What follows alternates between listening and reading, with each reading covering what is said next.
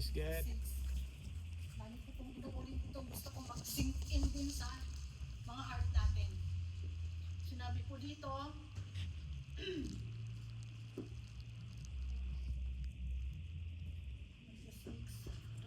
therefore I say unto you, take no thought for your life, what you shall eat or what you shall drink, nor yet for your body, what you shall put on.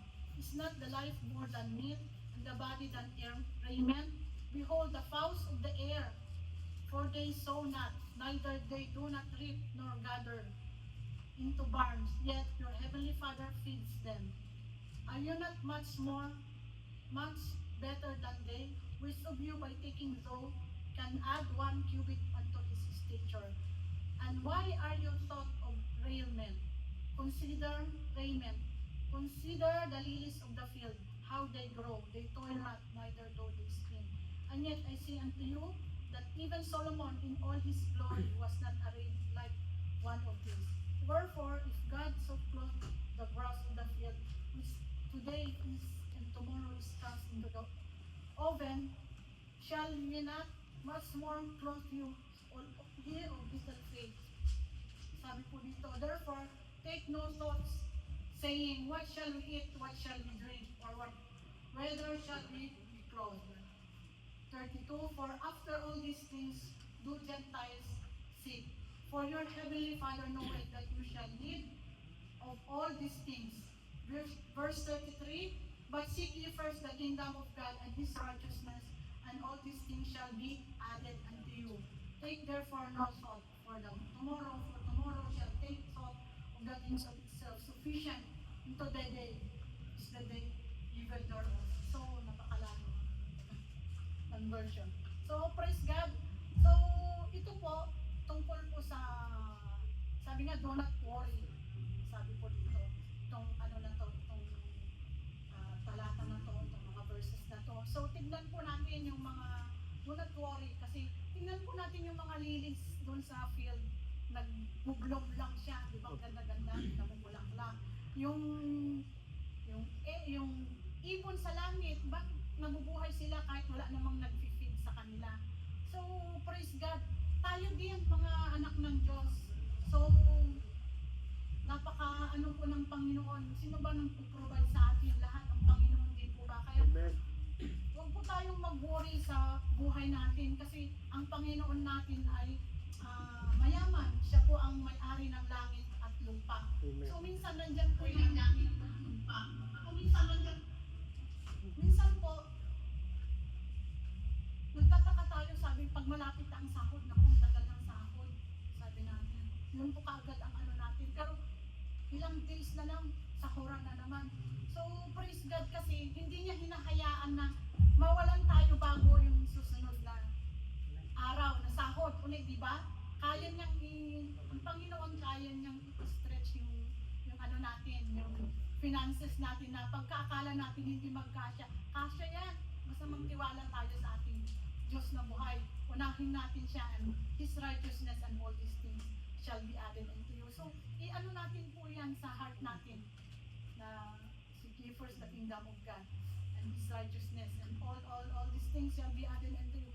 I-sink in natin sa heart natin kasi yun yung pangako ng Panginoon. All these things shall be added unto you.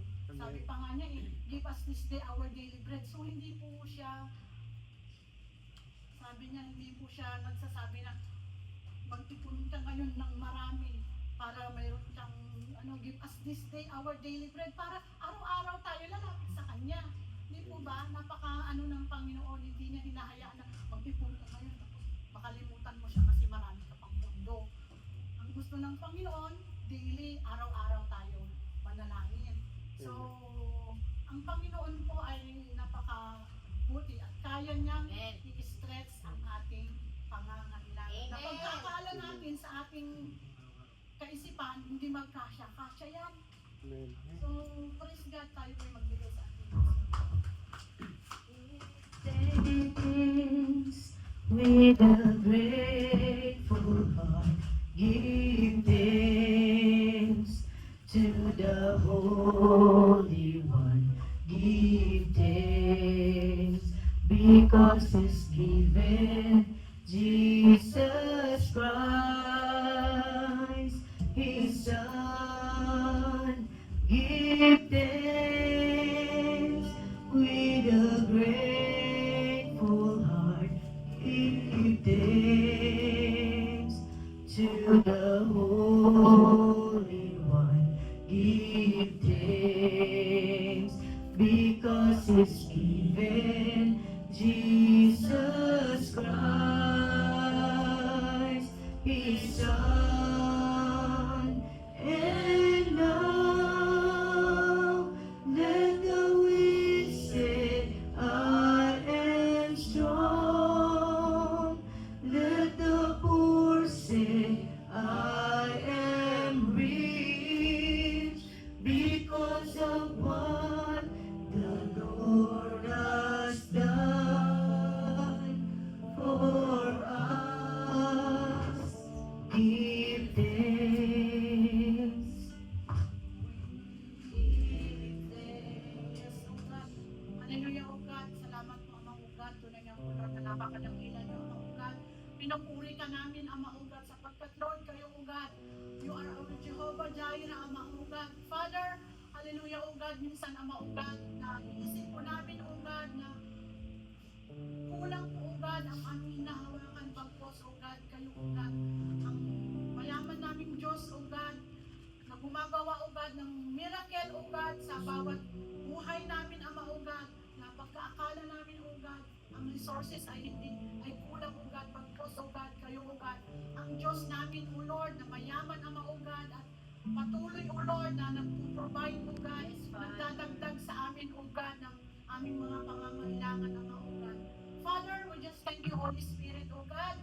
Hallelujah, O God. I pray, O God, na ingatan niyo po, Lord, ang mga salaping ito, Ama, O God. I pray, Lord, na palaguin niyo po ito, Ama, O God. Hallelujah. And I pray, Lord, sa mga anak ko po, Ama, O God, na patuloy, O God, na nag-share, O God, ng kanilang mga pagpapala, Ama, O God.